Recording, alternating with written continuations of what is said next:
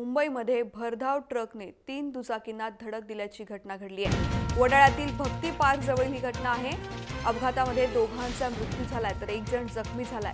Truck चालकाविरोधामध्ये गुन्हा दाखल करण्यात आलाय। आपण पाहतोय आताची ब्रेकिंग न्यूज।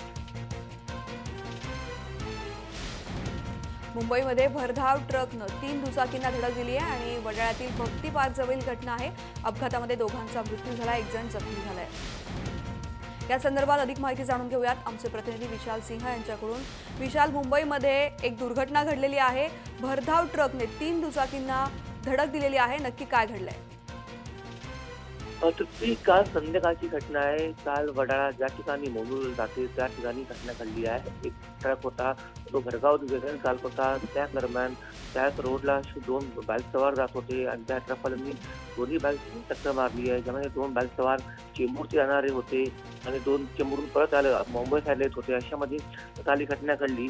तर त्या घटनेमध्ये ते 2 युवक होते, ते मराठा जो मोर्चा होता त्यामध्ये भाग घेण्यात आले होते आणि इतर 2 मुलं होती ती चेंबूरवरून मध्ये पिक्चरमध्ये आलेले होते। ती त्याची घटना घडलेली आहे। ज्यावेळी धडक मारली त्यावेळी तो ट्रक होता तो भरधाव वेगाने चालला होता।